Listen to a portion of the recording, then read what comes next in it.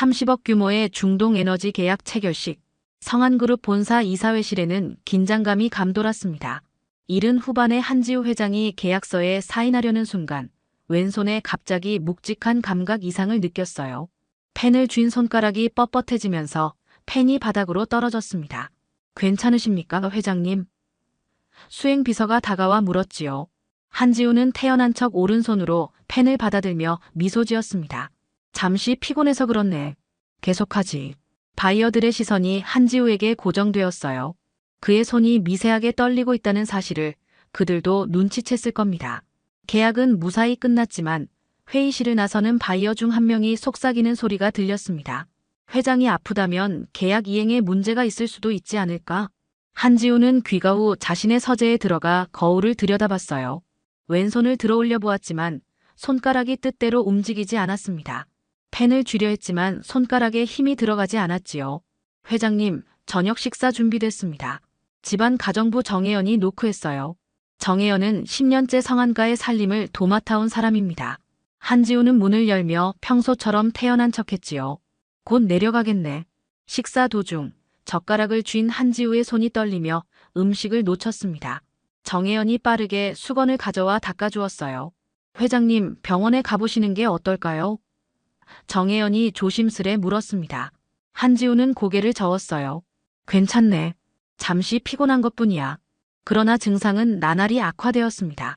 손가락이 말을 듣지 않아 젓가락을 놓치고 글씨를 삐뚤빼뚤 쓰는 일이 잦아졌어요. 딸의 설득으로 마침내 병원에 갔지만 MRI, CT, 신경검사까지 총동원된 결과는 특이소견 없음이었습니다. 병원마다 진단은 제각각이었고 약과 물리치료로 버티라는 말만 반복될 뿐이었지요. 한지우는 자신의 병을 철저히 숨기고 싶어 했어요. 하지만 어깨를 지나 등과 다리까지 마비가 진행되면서 회장실에서도 몇 번이나 비틀거렸습니다. 그의 얼굴은 점점 굳어갔고 사내에서는 회장이 무슨 병에 걸렸다더라 라는 수군거림이 돌기 시작했지요. 그리고 어느 가을밤 중요한 해외 계약 체결식을 마치고 돌아온 한지우는 욕실에서 손을 씻던 중 문득 몸의 중심을 잃고 비틀거리다 그대로 쓰러졌어요. 이마가 욕실 바닥에 부딪히며 깨지고 몸은 차가운 타일 위에 무너져 내렸습니다. 호흡은 점점 느려지고 의식이 흐려졌지요. 밤마다 조용히 집안을 정리하던 정혜연은 욕실에서 나는 쿵 소리에 놀라 달려왔습니다. 문틈으로 들어온 희미한 빛 사이로 바닥에 쓰러진 한지우의 몸이 보였어요. 숨이 가쁜 한지우를 바라보는 순간 정혜연의 손이 본능적으로 자신의 가방을 향했습니다. 욕실에 쓰러진 한지우를 발견한 정혜연의 눈에 공포와 결단이 교차했습니다. 가족과 경호원들을 부르려 했지만 한지우의 호흡이 점점 얕아지는 것을 느끼며 망설일 시간이 없다고 판단했어요. 정혜연은 재빨리 자신의 낡은 가방에서 침통을 꺼냈습니다. 오랫동안 만진 적 없는 침통이었지만 손에 쥐는 순간 모든 기억이 되살아났지요. 회장님, 제가 도와드리겠습니다. 한지우의 맥을 짚으며 정혜연의 손가락은 본능적으로 움직였어요. 귀에 대고 호흡을 확인한 뒤 침통에서 가늘고 긴 침을 꺼내 뇌관열, 백회, 합곡. 익숙한 손놀림으로 한지우의 신경을 자극했습니다. 10년간 봉인했던 기술이 다시 그녀의 손끝에서 살아나고 있었지요. 그때 가족과 경호원들이 달려왔습니다. 어머나, 회장님이 왜 이러시죠? 한지우의 며느리가 비명을 질렀어요. 가정부 주제에 감히 뭐하는 짓이야. 경호실장이 고성을 지르며 정혜연의 팔을 잡아챘습니다. 그러나 정혜연은 흔들리지 않았어요. 지금은 그럴 때가 아닙니다. 잠시만 기다려주세요.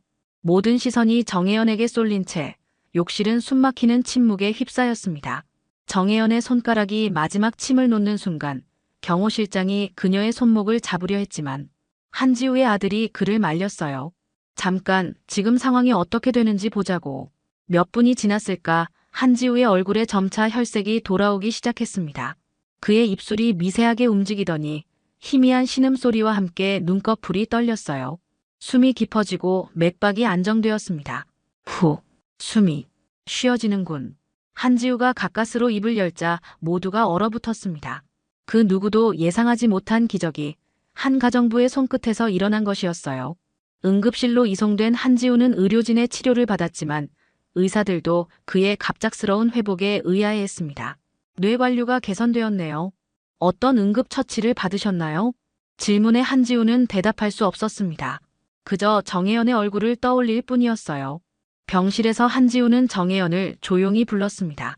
둘만 있게 되자 그는 약해진 목소리로 물었어요. 자네, 대체 누구인가? 어떻게 나를 살렸지? 정혜연은 말없이 고개를 숙였습니다. 10년간 숨겨온 과거를 꺼내야 할 시간이 온 것 같았지요. 한지우의 손을 조심스레 잡으며 맥을 짚는 정혜연의 눈에서 긴장감이 느껴졌어요. 회장님의 증상은 제가 전에 본 적이 있습니다. 신경 차단이 일어나고 있어요. 현대의학으로는 진단하기 어려운 증상입니다만 전통 침술로는 말끝을 흐리는 정혜연을 바라보며 한지우의 눈에 의문이 스쳤습니다. 그녀의 손에서 느껴지는 전문가적 감촉, 침술을 놓는 자신감 넘치는 모습은 분명 오랜 수련이 없이는 불가능한 것이었어요. 내가 알던 가정부 정혜연이 아닌 것 같은데. 뒤늦게 병실에 도착한 성암병원 전담의는 분노를 감추지 못했습니다. 여든이 넘은 박정호 교수는 신경과 분야에서 최고로 손꼽히는 권위자였지만 한지우의 병을 진단하지 못해 자존심이 상한 상태였어요. 무면허 의료행위입니다. 신고하겠습니다. 박 교수는 정혜연을 가리키며 목소리를 높였습니다. 그때 병실 문이 열리고 성암병원장 백승우가 들어왔습니다. 병원장은 한지우의 상태를 확인한 뒤 정혜연이 사용한 침을 유심히 살펴봤어요. 이건 백승우의 눈이 커졌습니다. 함경도 전통 침법이군요. 삼합침과 오행침이 결합된 방식. 혹시 정태준 박사의 제자? 아니, 혹시 따님이신가요? 순간 병실 안 모든 사람의 시선이 정혜연에게 쏠렸어요. 정혜연은 창백해진 얼굴로 백병원장을 바라봤습니다. 누군가가 자신의 정체를 알아본 것은 18년 만의 일이었지요. 제가 누군지 어떻게 아셨습니까? 정혜연의 목소리가 떨렸습니다. 백승우는 조용히 말했어요. 20년 전 중국 심양에서 열린 동양의학 학술대회에서 정태준 박사님의 발표를 들었습니다. 그 특유의 침 놓는 방식을 잊을 수가 없었죠. 정혜연은 침묵하다가 입을 열었습니다. 정혜연, 함흥의학대학 출신입니다. 아버지는 정태준입니다. 한지우는 침대에서 몸을 일으키려 했지만 여전히 몸이 말을 듣지 않았어요. 정태준, 북한의 그 유명한 침술가. 정혜연은 고개를 끄덕였습니다. 그녀의 눈에 오랜 슬픔의 그림자가 드리워졌어요. 아버지는 북한에서 가장 존경받는 침술가였습니다. 제게도 모든 기술을 전수해 주셨지요. 하지만 백승우가 자리에 앉으며 말했습니다. 정태준 박사님은 18년 전 북한에서 실종되셨어요. 체제 비판 발언으로 정치범 수용소에 끌려갔다는 소문이 있었습니다만 정혜연의 눈에서 눈물이 흘러내렸어요. 그랬습니다. 아버지는 의료체계의 문제점을 지적하다 정치범으로 몰렸어요. 가족 전체가 끌려갈 위기에 처했지요. 병실에 무거운 침묵이 내려앉았습니다. 한지우는 정혜연의 손을 잡아보려 했지만 팔이 여전히 마비된 상태였어요. 대신 눈빛으로 계속하라는 신호를 보냈습니다. 어머니와 함께 압록강을 건너 탈북을 감행했습니다. 영하 20도의 강물은 얼음장 같았어요. 하지만 정혜연의 목소리가 떨렸습니다. 중국에서 어머니는 폐렴으로 돌아가셨어요. 저는 혼자 남한으로 넘어왔습니다. 한지우의 며느리가 정혜연에게 물을 건넸습니다. 그녀의 눈에도 동정의 빛이 어렸어요. 그런 과거가 있었군요. 하지만 왜 의사로 살지 않으셨어요? 당신의 기술이라면. 정혜연은 떨리는 손으로 물을 받아들며 고개를 저었습니다. 저는 사람을 살리지 못했어요. 어머니를 제 손으로 살리지 못했습니다. 그래서 다시는 침을 들 수 없었지요. 제 정체를 숨기고 가정부라는 이름으로 살아온 것이 지난 18년이었습니다. 한지우의 아들이 앞으로 나섰어요. 그런데 오늘은 왜 아버지를 도우셨나요? 정혜연은 한지우를 바라보며 담담히 대답했습니다. 사람이 죽어가는 걸 그냥 볼 수 없었어요. 그게 전부입니다. 성암병원에서 정혜연의 정체가 드러난 그날 밤, 한지우의 병실은 잠시 조용해졌습니다. 모두가 정혜연의 이야기를 듣고 충격에 빠져 있었어요. 한지우가 침대에 누워 깊은 생각에 잠겨 있을 때 정혜연은 창밖으로 시선을 돌렸습니다. 서울의 밤하늘을 바라보며 그녀의 마음은 18년 전으로 돌아갔어요. 함흥의학대학 부속병원. 젊은 정혜연이 아버지 정태준 박사의 진료를 돕고 있었습니다. 25살의 정혜연은 이미 뛰어난 침술가로 인정받고 있었지요. 은하야, 이 환자의 맥을 짚어보렴. 정태준이 딸을 불렀어요. 함흥에서는 정혜연이 아닌 정은하라는 이름으로 살았습니다. 그러나 행복한 시간은 오래가지 못했지요. 어느 날 밤 아버지의 동료 의사가 숨을 헐떡이며 찾아왔습니다. 박사님, 보이부에서 박사님을 찾고 있어요. 체제 비판 혐의를 씌우려 합니다. 정태주는 가족과 급하게 작별했어요. 나는 내일 보이부에 자수할 테니 너희는 먼저 국경을 넘어라. 정혜연과 어머니는 압록강을 건넜습니다. 영하 20도의 강물은 얼음장 같았고 어머니는 이미 병약한 상태였어요. 중국 땅에 도착한 후 어머니의 상태는 급격히 악화되었습니다. 허름한 창고에 숨어 지내는 동안 정혜연은 자신의 모든 의술을 동원했지요. 침, 뜸, 약초, 할 수 있는 모든 것을 시도했어요. 하지만 폐렴이 악화된 어머니는 결국 딸의 품에서 숨을 거두었습니다. 엄마, 엄마. 정혜연의 절규가 적막한 창고에 메아리 쳤어요. 어머니를 땅에 묻은 후 정혜연은 자신의 침통을 바라보았습니다. 한때는 생명을 구하는 도구였지만 이제는 자신의 무력함을 상기시키는 물건일 뿐이었지요. 그녀는 침통을 가방 깊숙이 넣고 다시는 꺼내지 않겠다고 다짐했어요. 브로커의 도움으로 정혜연은 남한에 도착했습니다. 새 신분증에는 정혜연이라는 이름이 적혀 있었어요. 하나원에서 교육을 받는 동안 그녀는 의사가 아닌 평범한 삶을 살기로 결심했습니다. 의료인은 남한에서도 귀한 인재가 될 수 있어요. 담당 상담사가 말했지만 정혜연은 고개를 저었지요. 더 이상 그런 삶은 살고 싶지 않아요. 그저 조용히 살고 싶습니다. 그렇게 정혜연은 가정부라는 이름으로 살아왔어요. 성안가에 들어온 것도 우연이었습니다. 하지만 한지우의 건강이 나빠지는 것을 지켜보며 그녀의 마음속에는 갈등이 일었지요. 도울 수 있는 능력이 있는데도 그러지 못하는 무력감, 그리고 자신의 정체가 드러날 것에 대한 두려움 사이에서 정혜연은 날마다 고뇌했어요. 그리고 마침내 그 밤 욕실에서 쓰러진 한지우를 보았을 때 정혜연의 손은 본능적으로 움직였습니다. 18년의 침묵이 깨지는 순간이었어요. 성안병원 병실. 회복 중인 한지우가 정혜연을 조용히 불렀습니다. 이틀 동안 그는 정혜연의 이야기를 곰곰이 생각해왔어요. 백승우 병원장이 한지우의 상태를 점검하고 나간 후 병실에는 두 사람만 남았습니다. 정 선생. 처음으로 한지우는 정혜연을 가정부가 아닌 선생이라 불렀습니다. 당신이 나를 살렸소. 이제 당신 가족을 찾는데 내가 도움이 되고 싶소. 정혜연은 놀란 표정으로 고개를 들었어요. 무슨 말씀이세요? 한지우는 천천히 몸을 일으켰습니다. 왼팔의 마비는 여전했지만 정혜연의 침 치료 덕분에 호흡과 혈액순환은 눈에 띄게 좋아졌어요. 당신 아버지 정태준 박사를 찾아보고 싶은데 가능할까요? 정혜연의 눈에 눈물이 고였지요. 아버지는 살아계실까요? 18년 동안 소식을 듣지 못했습니다. 시도해보는 거요. 내가 할 수 있는 일이 있소. 그날 오후 한지우는 병원장과 함께 이산가족지원기관에 연락했습니다. 성안그룹의 이름과 영향력은 무시할 수 없는 힘이었어요. 북한 관련 정보를 다루는 기관들이 빠르게 움직이기 시작했지요. 정혜연은 매일 병원에 와서 한지우의 치료를 도왔습니다. 그의 마비된 왼팔에 침을 놓고 경혈을 자극하며 근육의 움직임을 회복시켜 나갔어요. 치료 과정에서 두 사람은 서로에 대해 알아갔습니다. 일주일이 지났을 때 놀라운 소식이 들려왔어요. 이산가족지원기관에서 연락이 온 것이었습니다. 백승우 병원장이 흥분한 목소리로 병실에 들어왔어요. 정 선생님, 하나원에 최근 입소한 탈북민 중에 정태준이라는 분이 계십니다.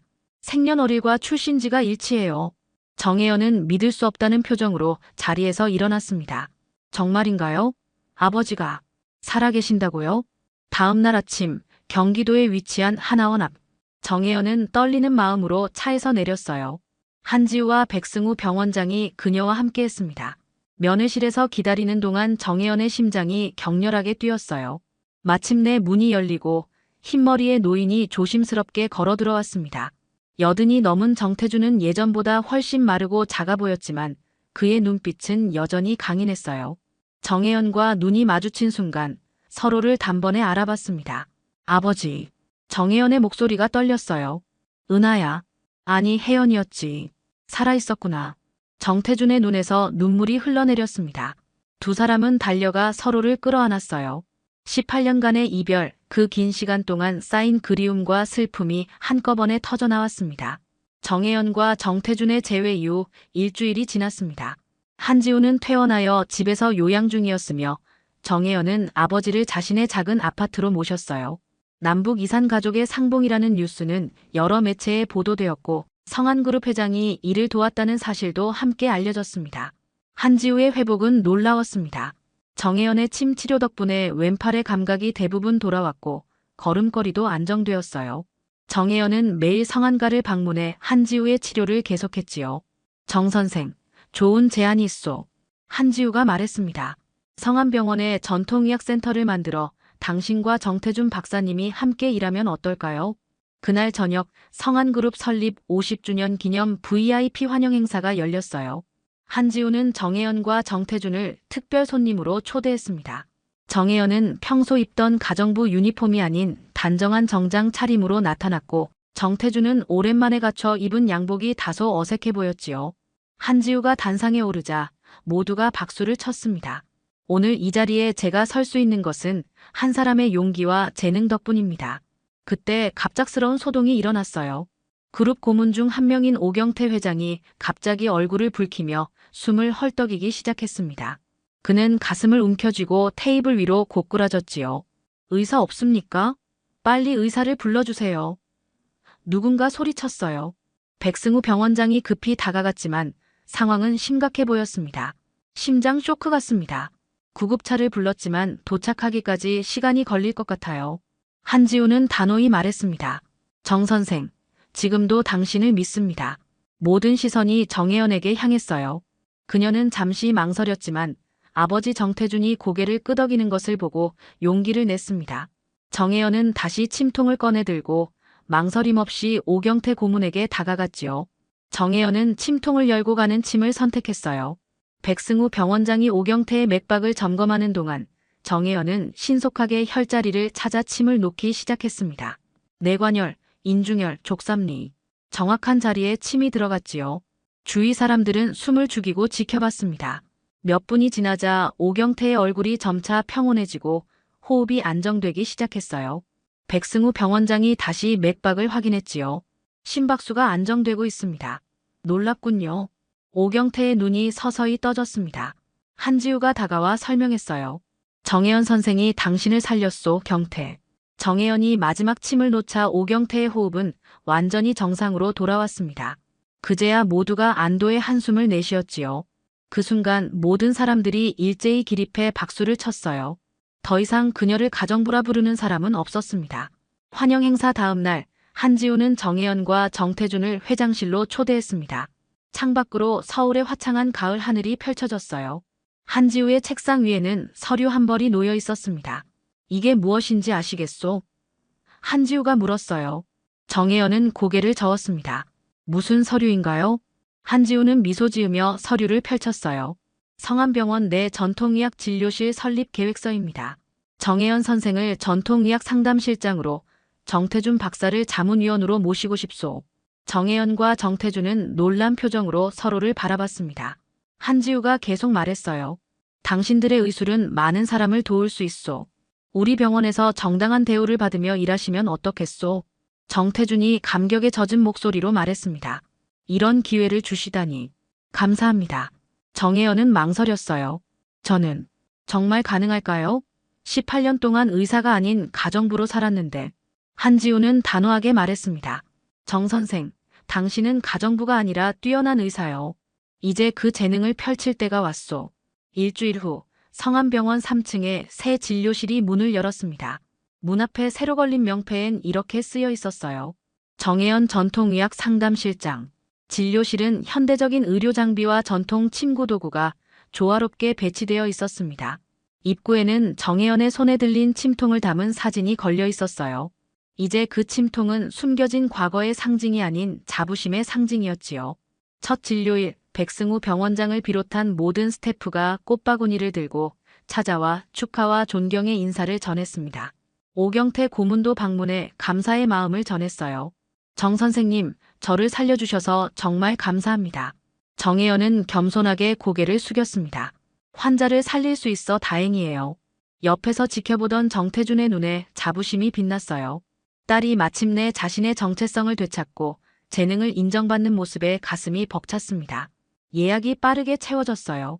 성한그룹 임원들뿐만 아니라 오경태 고문의 소문을 들은 많은 환자들이 정혜연의 진료를 받기 위해 찾아왔습니다. 한지우 회장도 매주 정기적으로 치료를 받았지요. 어느 날 진료를 마친 후 정혜연은 창가에 서서 병원 정원을 바라보았어요.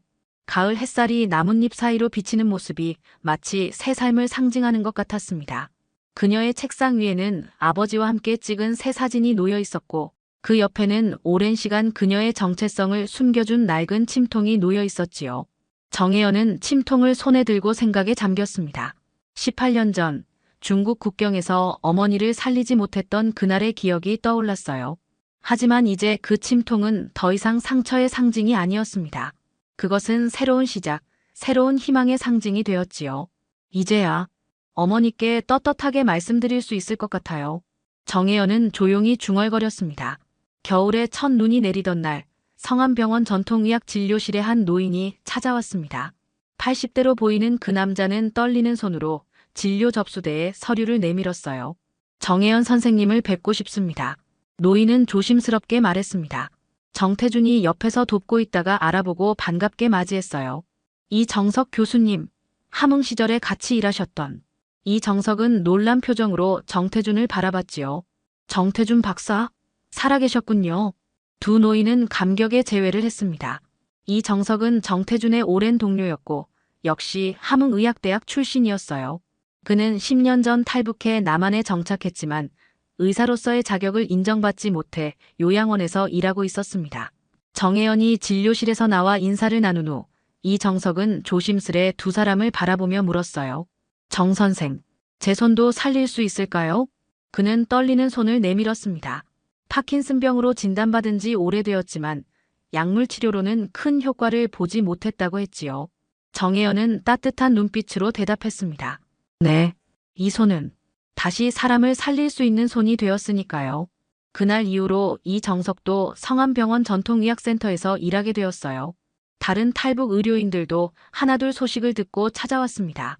한지우는 이들을 위한 특별 프로그램을 만들었고 성암병원은 북한 의학과 남한 의학의 융합 연구의 중심지가 되었지요. 저녁 퇴근 후 정혜연은 아버지와 함께 식탁에 마주 앉았습니다. 그 앞에는 성한그룹 회장 한지우와 그의 손녀 윤가람이 함께 있었어요. 윤가람은 의대생으로 정혜연에게 전통 침수를 배우고 싶다고 했습니다. 정 선생님, 저도 할아버지처럼 침을 맞아봤는데 정말 신기했어요. 어떻게 그런 효과가 있는지 꼭 배우고 싶어요. 한지우는 미소 지으며 정혜연과 정태준을 바라봤습니다. 정 선생, 이제 당신의 지식을 다음 세대에게 전해줄 시간이 왔군요. 정혜연은 윤가람의 손을 잡고 맥을 짚어보았습니다. 젊고 건강한 맥박을 느끼며 그녀는 과거와 현재, 그리고 미래가 하나로 이어지는 듯한 감각을 느꼈어요. 북에서 배운 의술이 남에서 꽃피우고 이제 새로운 세대에게 전해질 것이라는 생각에 가슴이 벅찼습니다. 정혜연은 조용히 그러나 단단하게 말했어요. 나는 더 이상 숨어 살지 않을 거예요. 정혜연. 이 이름으로 다시 살아갑니다. 눈이 소복이 쌓인 창밖을 바라보며 정혜연은 지난 세월의 아픔이 치유되는 느낌을 받았습니다. 침통 하나로 시작된 여정이 이제는 많은 이들의 삶을 연결하고 있었지요. 어쩌면 이것이 진정한 의술의 의미가 아닐까요?